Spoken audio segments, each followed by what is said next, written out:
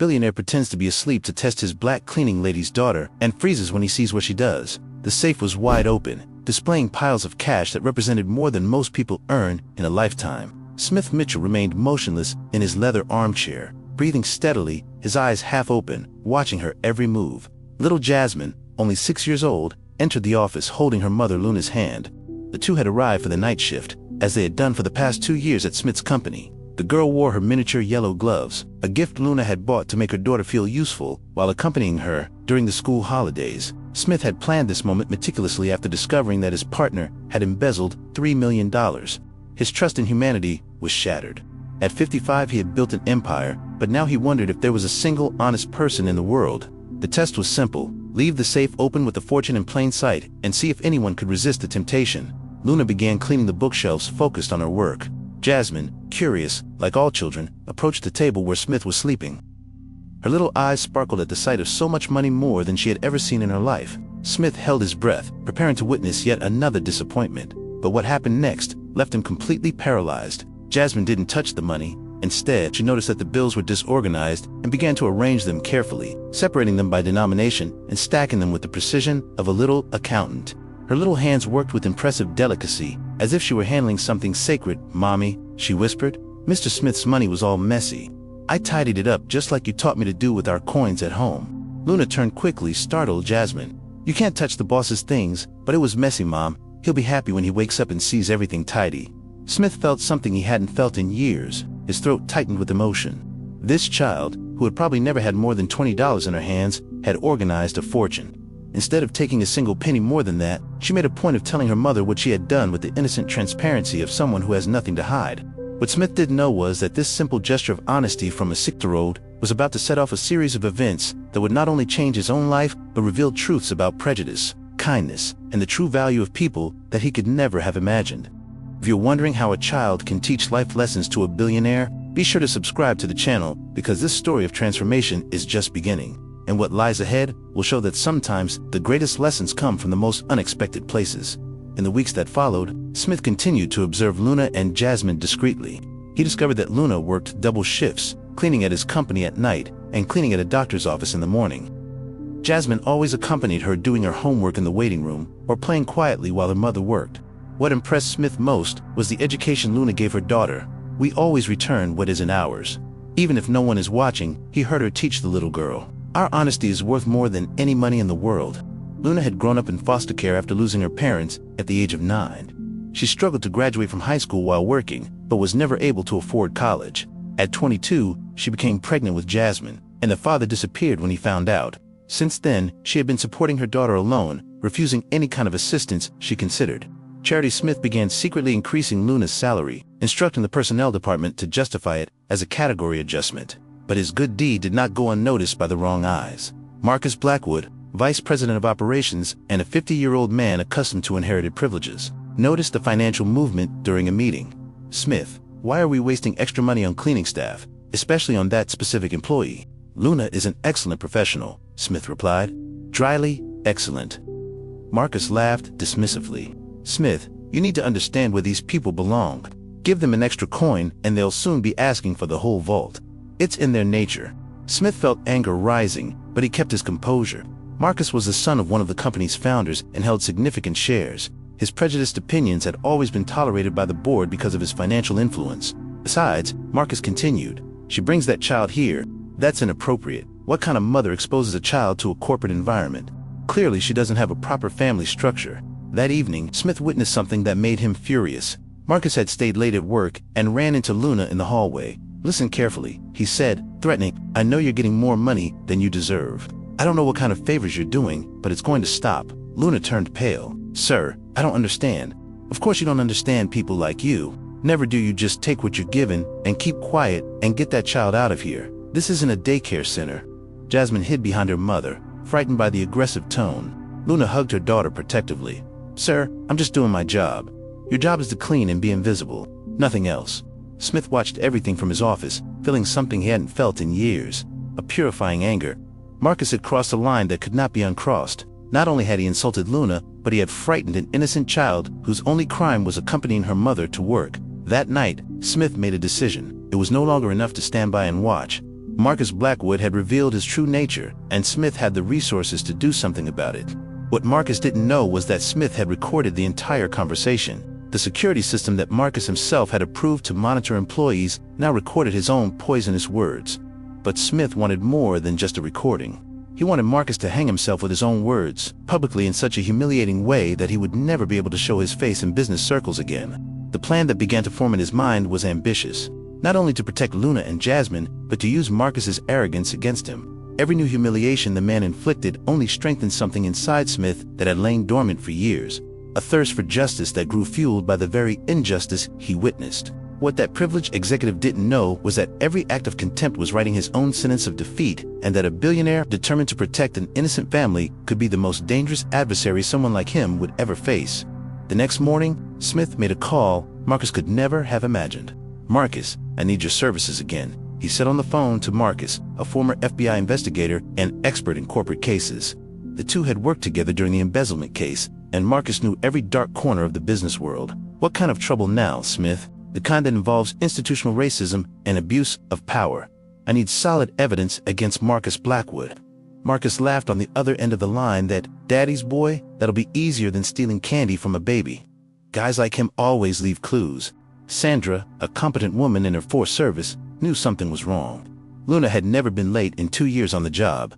"Mr. Blackwood, I need to check the records." "Records can be altered," Marcus interrupted arrogantly. "I'm the vice president. My word should be enough." Smith watched everything through the security cameras, recording every word. The system Marcus had installed to monitor productivity now recorded his own lies and abuses of authority. On Wednesday, Marcus crossed an even more dangerous line. He intercepted Luna in the parking lot when she arrived with Jasmine for the night shift. "Listen carefully," he said, blocking her way to the entrance. "I know you're doing more than cleaning to earn that extra money. What kind of special services are you providing?" Luna trembled with anger and fear. "Sir, what you're implying is, I'm implying that people like you always have a price, and I'm curious to know what yours is." Jasmine hid behind her mother, whispering, "Mommy, why is that man being mean?" "Don't worry, my daughter," Luna replied with a dignity that contrasted with Marcus's venom. "Some adults are unhappy and try to make other people unhappy too." Marcus laughed, cruelly unhappy. "I have more money in this wallet than you two will ever see in your entire lives. I should be worried about what people like you might do when you get too comfortable." Smith watched the recording that night with a controlled rage that grew with each replay. Marcus had arrived with a preliminary dossier on Marcus that confirmed his suspicions. The man had a history of bullying Black and Latino employees at previous jobs. "Look at this," Marcus said, pointing to documents 3 labor lawsuits filed without 2 of course settlements. Always the same pattern. Systematic humiliation until the person quits. And why was he never punished? Daddy paid for the silence and transferred his little boy to other companies when things got hot. Marcus Blackwood is a professional parasite. Smith studied every page of the report. Marcus wasn't just prejudiced, he was a serial predator who used his position and money to torture vulnerable people. "Marcus, I want everything on him. Phone calls, emails, social media, behavior patterns, everything." "Smith, are you planning something big?" "I'm planning justice." On Thursday, Sandra Miller approached Smith discreetly. "Mr. Mitchell, I need to talk to you about Marcus Blackwood. He's pushing to fire Luna, but I don't have any legal grounds. They suspect there's something personal going on." Smith feigned surprise what kind of pressure he claims she's violating regulations. "But when I checked, I can't find any evidence yesterday." He suggested that people like her shouldn't have access to administrative areas after business hours. "People like her?" Sandra hesitated. "Sir, I believe there are discriminatory implications in his conduct." It was the opening Smith needed. "Sandra, if you suspect discrimination, you need to document everything. Officially open an internal investigation." "But he's the vice president. And I'm the president, document everything."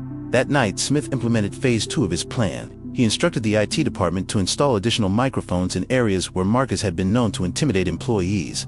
Officially, it was an improvement to the security system. In reality, it was a digital trap. Friday night, when Marcus thought he was alone in the office, he made a phone call. Smith heard everything through the audio system. "Dad, that situation we talked about, yes, the black cleaning lady. She's becoming a problem. I need you to use your contacts to create some legal difficulties for her suspicion of theft. Problems with documentation. Anything that will force her to resign." His father's voice echoed through the speaker. "Marcus, are you sure you're not overreacting, a mere cleaning lady?" "Dad, it's a matter of principle. If we allow these people to feel too comfortable soon, they'll be demanding rights they don't deserve. It's better to take care of this before other employees, similar ones, start getting ideas." Smith recorded every word, feeling a cold satisfaction. Marcus had just confessed to conspiracy to fabricate evidence and explicit racial discrimination. Marcus showed up at Smith's office on Monday morning with a briefcase full of evidence. "Smith, you won't believe what I found." Marcus has posts on private social media that are true supremacist manifestos, conversations in closed groups where he and other executives make jokes about black employees.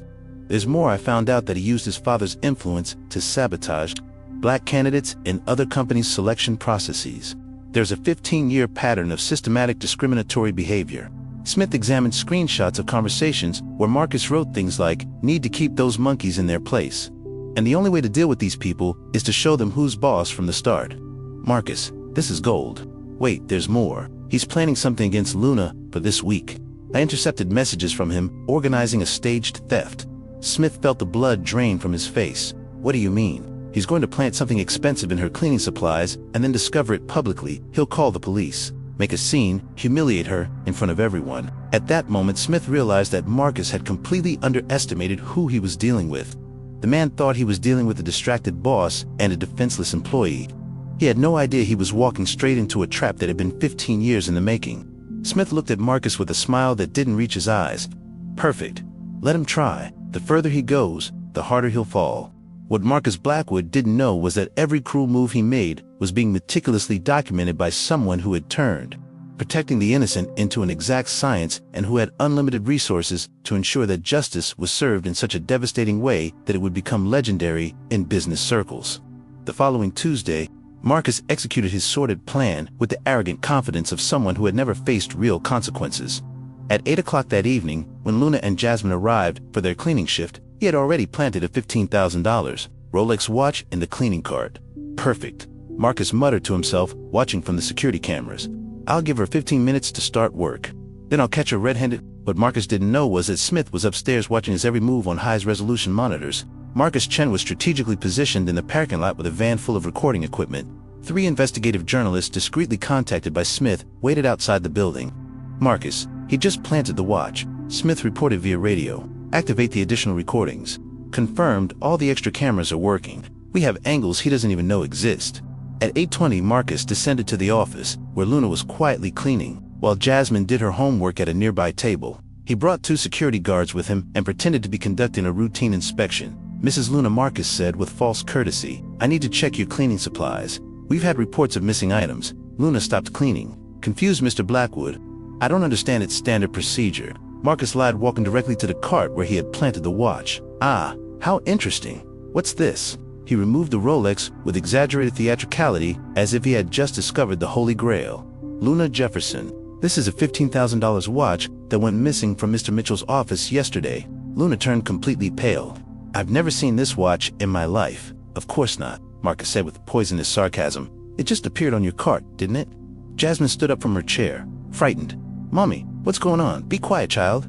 Marcus ordered brutally. "Your mother will have to come with us to explain how expensive items magically appear in her materials." One of the security guards had already picked up the phone to call the police. Exactly as Marcus had instructed police, "We need to report a theft in progress." It was at that moment that Smith appeared at the office door with Marcus and 3 people. Marcus didn't immediately recognize Marcus. Smith said, with a calmness that made Marcus's blood run cold, "I think you should hang up that phone. Smith, I'm glad you're here. We caught your employees stealing your watch." Smith laughed, a cold sound that echoed through the silent office. "My watch, Marcus. I've been wearing an Apple Watch for 5 years. I've never owned a Rolex." The confidence on Marcus's face began to waver. What are you saying?" "I'm saying, we just recorded you planting a watch you bought this morning.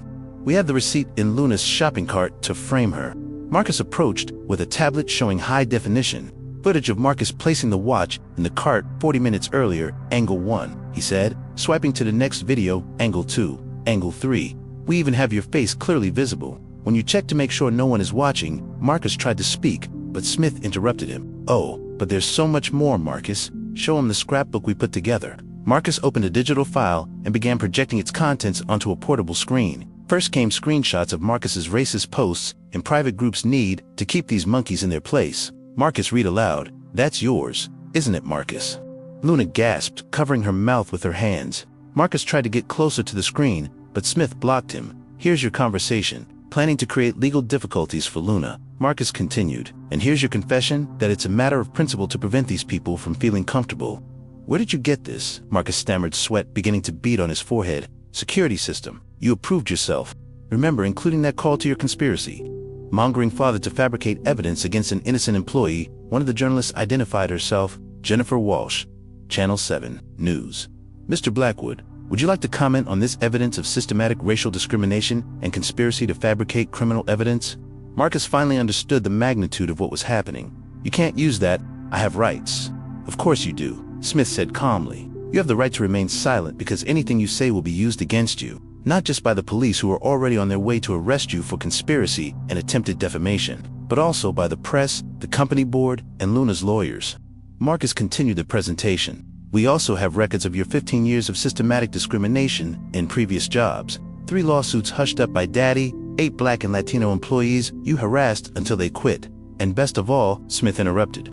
We have recordings of you on cameras you didn't even know existed, including your threats to Luna in the parking lot and your disgusting sexual advances. The second reporter stepped forward with a camera. Mr. Blackwood, how do you respond to the accusations that you used your position to systematically persecute minority employees? Marcus tried to run, but Marcus blocked the exit. Oh, I almost forgot, Marcus said with a smile. Your bank account was frozen an hour ago. Your family has already been notified of the contents of the evidence, and the company board has called an emergency meeting for tomorrow morning to discuss your dismissal for cause and possible legal action. Luna, who had remained in shock throughout the revelation, finally found her voice. Mr. Mitchell, did you know this was going to happen? Luna, I knew Marcus was prejudiced, but I didn't imagine he would go so far as to try to destroy you with false evidence. When I discovered his plan, I decided it was time to stop watching. Passively, Jasmine approached Smith timidly. Mr. Smith, will the Bradman stop scaring Mommy now? Smith knelt down to the girl's height. No, sweetheart, he'll never bother you again. Marcus, desperate, made one last pathetic attempt. Smith, we can settle this between gentlemen. My family has significant investments in the company. Had Smith corrected him until 20 minutes ago, when the board voted unanimously to force the purchase of all Blackwood family shares. Congratulations, you've managed to ruin not only your own career, but also your family's fortune. The police arrived at that moment, but it wasn't Luna who was arrested. Marcus Blackwood, said Detective Harris, you're under arrest for conspiracy to fabricate evidence, harassment, racial discrimination, and attempted defamation. As they handcuffed Marcus, he looked at Luna with a hatred that finally revealed his true nature. This won't stand. My family has influence. Had Marcus corrected again until this morning when the evidence was leaked to all major media outlets. Your father called 2 hours ago asking to be removed from the company's contact list. The third reporter approached Luna. Ms. Jefferson, how does it feel to know that you have been completely vindicated and that your persecutor will face the full consequences? Luna looked at Jasmine, then at Smith. I feel gratitude. Gratitude that there are people willing to fight for justice, even when it would be easier to ignore it. Smith watched Marcus being led away in handcuffs, knowing that the man faced not only prison but complete social and financial ruin. His reputation was ruined forever. His family had disowned him, and his career had ended, so humiliating that it would become legendary in business circles. Luna, Smith said, would you like to talk about a promotion? As Luna smiled through her tears, and Jasmine applauded without fully understanding what had happened, it was clear that justice had been served in such a devastating way that it would be remembered for generations, proving that underestimating human decency can be the most costly mistake anyone can make.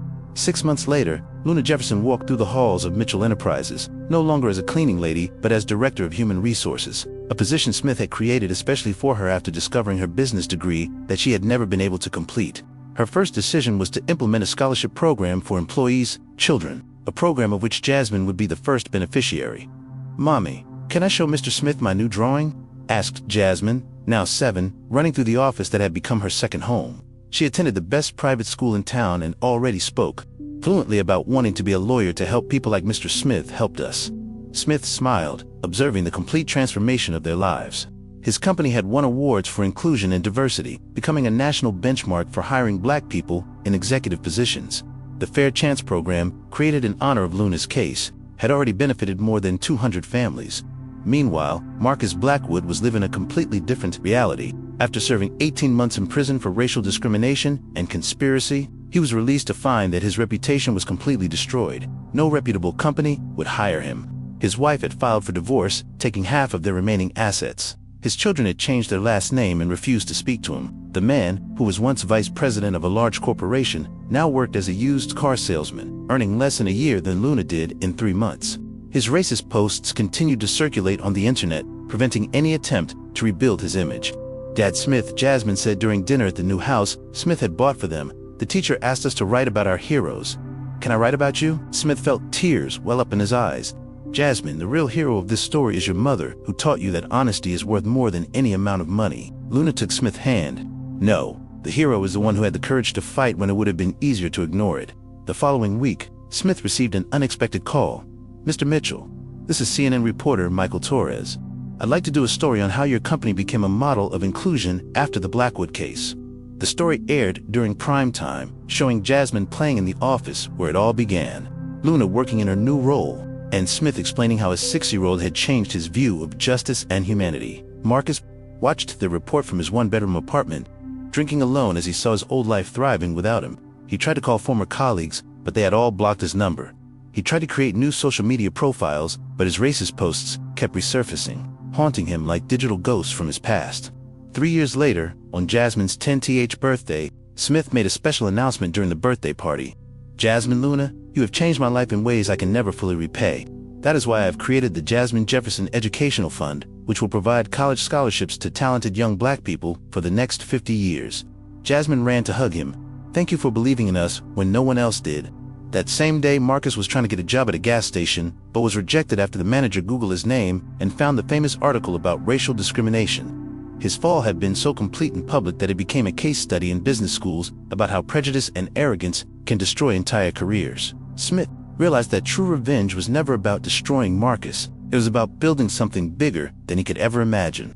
He turned an ordinary company into a symbol of social justice, created opportunities for 100 of people, and proved that integrity leads to genuine prosperity. "The honesty of a 6-year-old taught me that the best response to hatred is love and action," Smith said during a speech at Harvard University. "Marcus tried to bring us down, but he ended up lifting us to heights we never dreamed we could reach." Today, Jasmine is attending a prep school bound for Harvard. Luna has an MBA and is nationally recognized for her innovations and human resources. And Smith has been honored by the government for his contributions to racial equality in the corporate environment. Marcus, he still lives alone, working odd jobs, remembered only as an example of what happens when someone underestimates the power of human decency combined with a determination to do what is right. True justice was not Marcus's imprisonment or his financial ruin. It was proving that kindness, when protected by strength, builds legacies that inspire generations. If this story of transformation touched your heart, subscribe to the channel to discover more stories that prove that doing good is always worth it, even when it seems